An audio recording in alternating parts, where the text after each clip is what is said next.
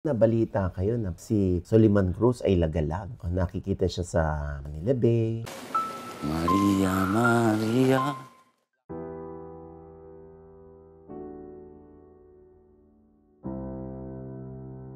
Kasi pinili ko na tumira sa kalsada kasi masyado na akong pabigat sa pamilya na sa nanay ko, sa kapatid ko. Nagkaroon ako ng matinding sakit, yung sakit na addiction. Humihiyaw na ako kasi marami na akong boses na narinig.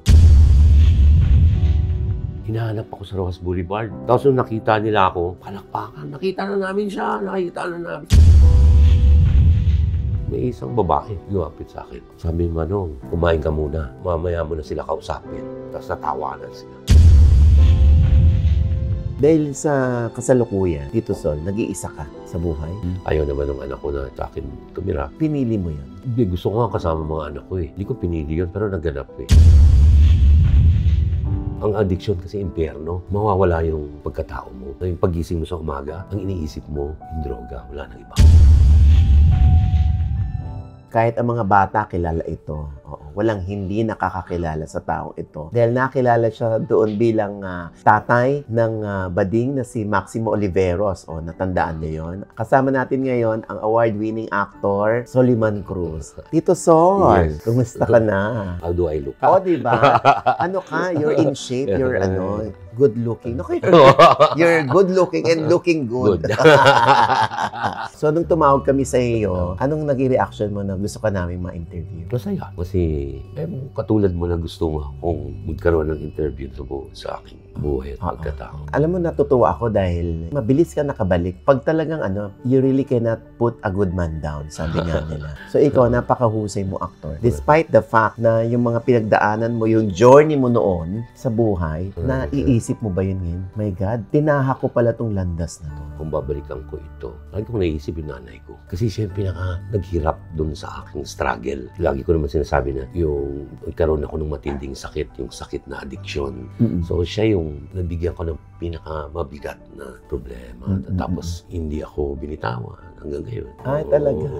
Ilan taon na si Mami? 91. At ano pa rin, alerto. Oo, alerto. Pero nahirapan na siyang lumakad. Anong dynamics yun ng Mami nyo nung malakas pa siya? Ilan ba kayo magkakapatid? 4. 4 kayo magkakapatid. Oo. So, mas nabuhos ba ni Mami yung attention niya sa'yo? Hindi naman. Kasi doon sa problema ko. Pero aware ka nun na habang naliko ka ng landas, yung nanay mo nandun na nakaagapay, Oo, aware ako nun. Pero nga, ang addiction kasi impyerno, mawawala yung pagkatao mo. Mas mamamahalin mo yung droga kaysa pagkatao mo. Yung pagising mo sa umaga, ang iniisip mo, yung droga, wala nang iba. Yung kung saan ka ulit kukuha. Oo, saan ka kukuha, paano mo kukunin, wala ka ng pera. Paano ho kayo nasadlak sa ganung landas? Natikman ko na, gustuhan ko. Nung una, masaya, pero nung kalauna na, kasi pagbababa yung tawag nilang tama, kailangan mong iangat ulit eh. Pero wala akong kinalaman ito sa dahil nag-iisa kayo or iniwan kayo? Hindi, wala. Nakatira ako sa nanay ko. Kasi late ako nagkanak, magpo-40 na ata ako. Okay. During po nung journey ninyo, nung nasa maling landas kayo, nasan po yung mga anak nyo, yung... Nasa nanay nila. Because wala na kayo ng nanay. Oo. Pero magbabalikan kami, tapos magbabalikan mga ilang beses na rin eh. Tapos ang ending, napagod na rin kayo. Napagod na rin kami sa isa't isa. Pero mas maganda sitwasyon ngayon. Pag nasa kanya yung mga bata, pinag-uusapan namin yung technical ng pagpapalaki. Ibig sabihin, ito yung sustento mo sa anak natin, ito yung bayad sa ganito, bayad sa ganito. Sa utilities. Oo, sa mga bills. So, ganun lang. Tapos pag pupunta ako sa La Union, doon ako tumitira sa kanila. Tapos pag dito sila, sa akin sila nakatira. Pero dati ho, nabalita kayo na parang si Soliman Cruz ay lagalag. Nakikita siya sa Manila Bay. Tapos kung saan-saan siya nakikita sa Maynila. So yun, aware po kayo kung ano po yung ginagawa ninyo, kung ano yung kinasadlakan ninyo. Kasi pinili ko na tumira sa kalsada kasi masyado na akong pabigat sa pamilya na sa nanay ko, sa kapatid ko. Kasi humihiyaw na ako kasi marami na akong boses na narinig. Pag gano'n, siyempre magpapanik ang mga kasama mo sa bahay. Ano nangyari sa'yo? Pero aware po kayo kung saan kayo natutulog? Talaga? Oo. Sorry ho. Siyempre marami yung nanonood sa atin, itatanong niya, anong pakiramdam na wala kang permanenteng tinutulugan habang meron kayong bisyo? Kasi ang makakasama mo sa kalsada, mga katulad ko rin may kinakausap na hindi mo makikita eh. Nagtatabi-tabi kami. Tapos, Meron siyang kinakausap, meron din isang kinakausap. Pero hindi ko nakikita yung kinakausap nila. kahit kayo, hindi nyo rin nakikita kung sino yung kinakausap nyo. Oo, tinig lang. Ay, meron ganyan. Tapos, doon ko na-realize, sa likod ng kahirapan nila, wala naman ako nakitang nagdadrama-drama tungkol sa kahirapan nila. Lagi nga nagtatawanan yung mga tao sa kalsada. Pinagtatawanan nila yung nagaganap sa buhay nila. Hindi nila ginagawang soap opera yung kahirapan, kundi ginagawa nilang humor. Kaya, tuwan-tuwa ako. Pag-isip pa lang sa umaga, nagbibiroan na. No. Tapos may mga diskarte rin sila. Kumukuha ng mga kalakal, yung mga plastic bottles. Okay. Alam mo, isa pa sa nakakatuwa. Nung natulog na ako sa Ross Boulevard, ang tawag ko kasi pag nagtatanong yung mga, kasi Malati area yun eh. Tapos may mga kaibigan na may-ari ng bar. So, hindi nila alam na natutulog ako sa kalsada. Pupunta ako doon para pag napatawa ko sila, bibilan nila ako ng beer. Mamaya-maya. Ito yung nakita ko. Tapos nakikipag-inuman kayo. Meron isang video kasi lumabas. Kikipag-inuman kayo na tuwan-tuwa sila sa inyo. Tapos pag napatawa ko sila, sige, beer ka pa. Tapos mamaya-maya, pag-aalis ako, abutan nila ako. Pag pupunta ako doon, magbibigay ako ng saya. Hindi ako pwedeng magkwento ng mga blues ko sa buhay, ng aking sakit.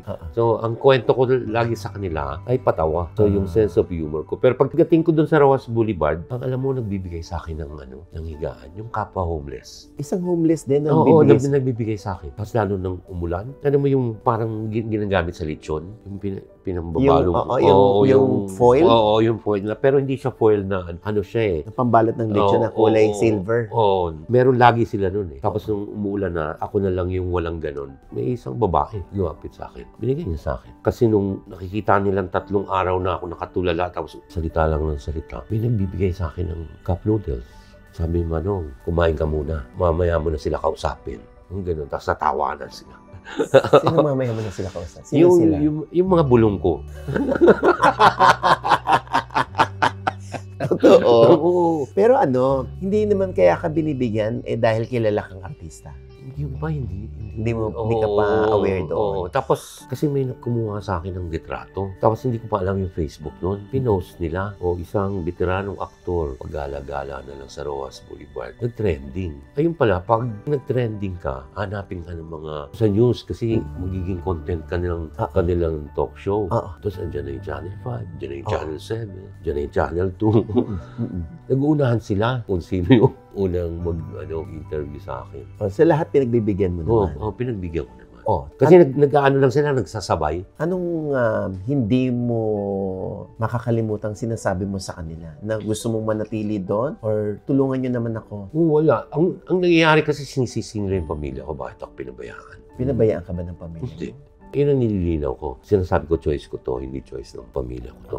Huwag nisisingin ng nanay ko, kapatid ko. Ginawa ko lang to kasi desisyon ko to. Tapos pag may nakakita sa akin, kilala ko. Kasi nung na-feature na ako sa news, doon pa rin ako nakatira. Yung mga taong, ikaw yung na-feature sa ganyan, ikaw yung mahusay na aktor. Yung tapos, ito para sa'yo. Binigyan ako, ganun lang ako. Bisa 1,000, 500. Saan ko dadalhin yun? Siyempre, pupunta ulit ako sa Eskinita. Para sa good item. Oo, sa good item. Tapos, yun lang, paikot-ikot lang yung buhay. Minsan, may kumuha sa akin ng pelikula, tapos kaliwaan yung bayad, yung gano'n. Yung iba, bumibili ako ng mga lumang libro, lumang CD, tapos nagbibenta ako sa bar. Doon sa mga parokyano ng bar. Para ma-sustain mo lang ang ambisyon mo? Pagkain.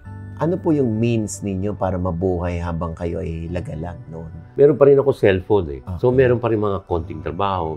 Tapos hinahanap ako ng mga estudyante na gagawa ng thesis film. Hinahanap ako sa Rojas Boulevard. Tapos nung nakita nila ako, palakpakan, nakita na namin siya. Hinahanap talaga ako nila kasi gusto nila akong gumanap doon sa pelikula nila. Tapos ngayon, mga na sila, mga nasa na rin, film industry. Yung mga batang ito. Anong year itong inyong talagang yung struggle ninyo? Yung struggle ko dyan kasi nabaspasok ako sa rehab eh. Matagal yung struggle ko. So, ibig sabihin po, pag pinapasok po kayo sa rehab, kusa niyo po yun na gusto niyong ipasok sa sarili niyo o meron lang ibang tao na gusto kayong tulungan kaya kayo pinapasok sa rehab? Tapos lalabas din kayo because decision niyo yun? Oo, natatapos ko yung programa. Pag natatapos yung programa, lalabas na kayo and then babalik na naman kayo. Oo. Itong pinakahuli, ayun yung, kasi ang programa nila, taon. So, meron silang phase 1, phase 2, phase 3. Dinaanan niyo po yun? Oo, dinaanan ko yun. Kaya sabi nila, ito yung pinakamainam na programa para sa'yo. Tapos tinulungan nila ako to introduce, para magpakilala ulit ako na sa industriya. Kasi panahon na ng Facebook yun eh. Ito pong bagong programa na binigay sa inyo nung rehab, so paglabas nyo talagang totally changed man, reformed. Kasi merong tinatawag silang transition. Tumatanggap ako ng trabaho pero sa rehab ako umuwi. Oo, dahan-dahan yun. Tapos yung mga unang shoot ko, meron akong taga-rehab na kasama. Tapos hanggang mawala na yung kasama ko na taga-rehab na tumitingin sa akin, hanggang ako na lang. Tapos pero sa rehab pa rin ako tumutuloy. Tapos pagkatapos ng shoot, pagpunta ko doon, mag-urine test ako. Ano kayo? May close monitoring? Oo, seryoso sila. Iba, hindi biro-biro yung ginagawa nilang paniniwala nila na ang addiction ay sakit, may lunas. Ito yung lunas nila. Na naging epektibo sa akin. Nung totally changed man na kayo, binalikan niyo po ba yung mga taong nakasama niyo noon para hikayatin din silang magbago? Nababalitaan ko na lang. Yung parang tipong nung walang-wala ako, kahit walang-wala kami, hindi naman siya nagdamot sa akin. Kaya babalikan ko siya. Tsaka yung panahon kasi ng GCash ngayon eh. So may mga nanghihingi sa inyo ng GCash? Oo, mga anong GCash naman mo, madali lang magbigay. Pero meron ho ba kayong naalalang mga pag-industry, mga aktor na sumuporta sa inyo or tumulong sa inyo nung time na kayo ay Marami po sila. Wala namang bumitaw sa akin na mga kaibigan kong aktor. Marami sila eh. Wala na akong tinatangi sa kanila kasi yung pagmamahal nila collective, parang ensemble yung pagmamahal na binibigay nila sa akin. So ngayon po na tinalikuran nyo na totally yung vision na yun at ang dami yung natutunan doon. Meron pa rin ho ba kayong binabalikan sa rehab para mag-report kayo, magkaroon kayo ng advokasya? Meron. Nung hindi pa masyadong hectic yung schedule, nakakabalik ako. Kasi may mga kailangan pumunta dito to attend yung NA meetings dun sa programa. Tapos merong mga outreach program kung doon ako nagtuturo ng theater sa loob ng rehab. Ngayon, nung naging hectic na yung schedule, hindi ko na nabalikan yung kailangan monthly. Nagre-report ako doon sa kanila. Dati weekly, tapos magiging monthly, tapos magiging quarterly yung pag-report ko sa kanila. Tapos ayun, walang bayad yun. Pag naaalala mo yung nakaraan, tinatawanan mo na lang or ipinagpapasalamat mo nangyari yun? Tinatawanan ko na lang, pero hindi ko pwedeng sabihin salamat ang nangyari yun. Sana hindi nangyari. Kasi marami na akong nasaktang tao. Una na sa mga nasaktan mong tao, sino? Nanay ko, mga kapatid ko, anak ko, mga kaibigan. Marami na. Habang nakikita nila ako nalulugmok, siyempre nasasaktan ko sila. Anong panaghoy nung nanay mo nung araw sa'yo? Nagmakaawa ba siya sa'yo? Na huwag na to, anak? Naging joke na rin sa kanya eh. Ginagawa ng joke ng nanay ko sa akin. Anong sinasabi? Kasi halata ako pag nakatira May tama. May tama. Oo. Sasabihin niya, anak, nakaload ka na naman.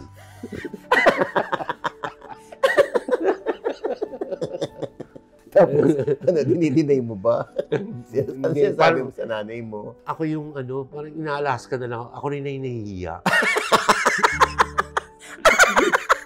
Iba na yung attack niya, hindi katulad nung dati, umiiyak sa sarap ko. Pero nung alauna na, sabi niya, yung kapatid niyo nag-load na naman. Ikaw na talaga mahihiya kasi inaalahas ka na eh. Parang ginagawa na ng katatawanan talaga. Na-reverse ka. Oo, na-reverse ka. Na-reverse ako kasi doon. Kung tatalak-talakan, lalo mong gagawin. Pero, Tito Sol, ngayon ano yung damdamin ng nanay mo na kahit at 91 years old, ito na yung anak ko, Diyos ko, nagbago din sa wakas. Sabi niya, nung huli kasi sabi niya, ang daming pumupuri sa'yo, anak. Kaliwat kanan. Sumiiyak siya. Oo, sabi niya, yung pagmamahal mo sa trabaho mo, parang paigtingin mo pa, yung nagbibigay sa'yo ng kaya ka nabubuhay, kaya ka nakakapagbigay sa ibang tao dahil sa trabaho mo. Lalo na po, yung pumunta ko Romania, yung nasa na-feature ako sa TV Patrol, nag-standing ovation yung mga audience. Sa tuwing natawag siya, Atoy kasi ang tawag niya sa akin. ang dami pumupuri sa'yo, na natutuwa ako sa nangyayari sa buhay mo. Meron lang akong isang kaibigan na kinukwento ko sa kanya na nasaksihan pa ng nanay ko yung aking pagbabago. Sabi niya, alam mo, Suleiman, ako hindi nasaksihan ng nanay ko yung pagbabago ko. Kaya hanggang ngayon dala-dala ko. Ay, gano'n. Kung hindi nasaksihan ng nanay niya. At least yung nanay mo, no, buhay pa, yung struggle mo nasaksihan niya at yung pagbabago. Ano pinangako mo sa nanay mo? Wala naman ako pinangako. Pinangako ko sa sarili ko na gagawin ko sa nanay ko. Every weekend, kung meron akong pagkakataon, dinadalaw ko siya. Tapos everyday, tinatawagan ko siya. Dahil sa kasalukuyan, Tito Sol, nag-iisa ka sa buhay. Wala. Pinili mo yun. Hindi, gusto ko nga kasama mga anak ko eh. Hindi ko pinili yun, pero naganap eh. Yung anak ko panganay, kailangan niyang umiwalay kasi meron siyang partner, kailangan silang magsama ng partner niya. Ayaw naman ng anak ko na sa akin tumira kasi may gusto siyang patunayan. Oo. Ito yung 25 years old. Oo, independent siya. Oo. Oo. Tapos yung sumunod, yung 15 years old. Yun, nag-decide sila after nung COVID na sa nanay na lang, mag-public school. Natuwa naman ako kasi malaking tipid ang public school. Kasi nung nasa akin, naka-private school, may school bus. Talaga? Oo. Tapos ako yung nagmamalansya nung uniforme. Doon ako nakakahanap ng kaligayahan. Yung Pinagsisilbihan mo. Oo, pinagsisilbihan. Ganun pala ang magulang. Pagsisilbihan mo yung mga anak. Tapos doon ka nakakahanap ng ligaya. Paglalaba mo sila. Oo. Noon. Ngayon, hindi mo yung ginagawa at hinahanap-hanap mo. Oo, hinahanap-hanap. Kasi di ba sabi nga ng isang commercial, para kanino ka bumabangon? Eh, kasi pag gano'n, para kanino ako babangon? Wala ni mga anak ko, paano ko pagluluto? Wala. Kaya diretso lang ako sa tulog. Tapos pag may taping, para saan ba ako bumabangon? Eh, may taping pala ako. 4 a.m. pa lang. 4 a.m. pa lang ang call time ng pagsundo. Saka lang, meron dahilan. Pero pag wala na yung mga bagay na yun, para kanino ba akong bumabangon sa araw na ito? Nag-e-effort ba si Tito Sol to reach out sa mga anak niya? Oo naman. Kung maaari, araw-araw ko magmensahe. May darating punto na pag hindi nag-message yung anak ko, ibig sabihin walang kailangan. No? Kaya minsan pinapanalangin ko nga, sana may kailangan yung anak ko para mapansin ako. Kasi di ba pag may kailangan yung isang anak sa magulang, mas excited yung magulang. Oo, yung ako na matutulungan ko sila doon sa kanilang problema. Dahil ikaw yung tinawagan, alam nila ikaw yung makakatulong. Oo, yung makakatulong. Kasi mga panahon na wala ako sa piling nila, pag kailangan nila ako, wala eh. Ngayon, I see to it na pag kailangan nila ang tatay nyo dyan. Masaya ka naman kapag hindi sila tumatawag dahil ibig sabihin wala silang problema. Wala silang problema. Ano ba, hindi ka ba naglalambing sa anak mo? Anak, tawagan mo naman ako madalas or baka pwede ka namang makipagkita sa akin, mag-date man lang tayo. Naglalambing ako pag gano'n. Pero yung message mo naman ako, hindi ko ginagawa. Pag sinasabi ko lang doon sa panganay ko, kailan ang day off mo? Dinner naman tayo. Napagbibigyan ba si Tito Sol? Oo, napagbibigyan naman. Pero itong pag-iisam mo sa bahay, Tito Sol, hindi ka naman binubulungan ng demonyo na bumalik sa dati. Marami pa rin. May bulong pa din. Oo. So, paano niyo po yan nalalabanan o bumibigay kayo? Alam mo, malaking tulong ang gadget eh. Pag maraming bulong, maglalagay lang ako ng phone, manonood ako ng Netflix. Nanonood din sila. Nawawala talaga siya. Sa hanggang makatulog na ako. Pag andyan na sila, marami. Yung talaga pinapabalik ka sa dati mong gawin. Salamat sa mga gadget. Ganun mo nilalabanan? Oo, ganun ko nilalabanan. Yung mga kaway? Oo. Pamagitan ng gadget. Meron akong friend kasi na dati siyang may addiction din. Ang pangako niya sa sarili niya, nagbago siya. Sabi niya, kunin mo na ako, Lord, pag ginawa ko pa ulit ito. Ikaw po, ano pong pangako ninyo sa sarili ninyo? Para hindi po makabalik sa dati. Kasi ayoko na magbigay ng sakit. Kasi pag bumalik ako na ang pinakamalabong taong sa buong mundo. Parang ako na yung pinakamalabong tao na bakit ba ako babalik doon? Mabibigyan ko ng sakit ulit ang nanay ko, mga kapatid ko, mga kaibigan ko, mga anak ko. Ako na ang pinakamalabong taong nabuhay. Hindi ko hayaang mangyari. Sa edad ko pang ito, ako'y senior citizen na, marami akong taong palulungkutin. Ayoko. Lalo na yung mga taong naniniwala sa inyo, sa kakayahan nyo. Biglang, ayan na naman siya. Magbibigay ka ng sakit sa tao. So pagtulog nila, nabigyan mo ng sakit. Parang iba ang balik nun. So, pag wala ho kayong taping o trabaho, ano po yung routine ninyo everyday? Ang gusto kong i-practice kasi yung mabangon ako na wala akong iniisip pero gumagalaw yung katawan. Kasi nagagawa ko na nung ando doon yung routine ba? Nung pag andyan yung mga anak ko, routine ko pagising sa umaga, sa kitchen, hugas ng pinggan, tapos luto ng breakfast. Yung ganun ba? Ginagawa na ng katawan, hindi na inuutos ng isipan. Matic. Oo, matic na. Oo, matic na yung paglilinis, yung pagmamap. Nung nagkaroon na ako ng maraming trabaho, siyempre hindi ko kayang linisin pagkalakal. Kumukuha na ako ng maglilinis. Na-stay out. Oo, na-stay out. Mag-ganon. Pero na-enjoy ko yung paglilinis sa bahay. Yung pagtutupi ng damit ng mga anak. Ng mga anak, hindi mo nakakasama mga anak mo. Andun pa rin yung mga damit nila eh. So ano yun? Parang ginugulo mo, tapos ayusin mo ulit? Oo, ganun. Ha? Totoo nga? Oo. Actually, namimiss ko mga anak ko eh. Kasi laking bagay pag kasama mo sila. Pero kailangan kong tanggapin. Inilayo po ba sa inyo? Hindi. Nag-decide lang talaga na magsarili yung panganay. Mas gustong ng mga bata ng buhay probinsya, malapit sa dagat. Kayo po, hindi po kayo nag-e-effort na pumunta doon? Kayo ang lumuwas? Recently, dinalaw ko sila. Galing ako sa Atok, Benguet. May bagong serye. Tapos kinuha ko. Tapos, pagbaba, dumala ko La Union. Na, kumbaga, open naman sila kung doon ka matutulog. Yun naman pala. Tapos, isa sa mga project ko sa pangalawa kong anak, mag-open ako ng bank account. Mga bangko para sa kanya. Meron pala mga bangko na piso banking. O pang estudyante. Pang kids din. Oo, meron. May ipon na po ba ngayon si Tito Sol? Meron, sapat-sapat lang po. Kayo po ay, kumbaga, nakakasuporta pa rin sa inyong mga anak? Opo. Nung nagsarili yung anak kong panganay, hindi na siya humingi sa akin ng trabaho. Oo, umuutang na lang. Nababayaran na. Tayo naman di nalilingil pag anak na umutang. Oo nga. Pero dapat ang utang ay utang. Walang dugo-dugo.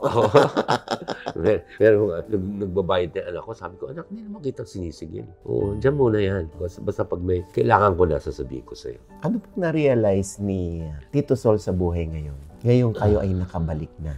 Ngayon kasi ang na-realize ko sa buhay, yung kalusugan ng isipan. Sa ngayon kasi kailangan ko ng, lalo na mag-isa ako sa bahay. Yung sabi mo natutunan sa buhay, andito ako sa punto ngayon na nakikita ko yung mga tropeyo ko.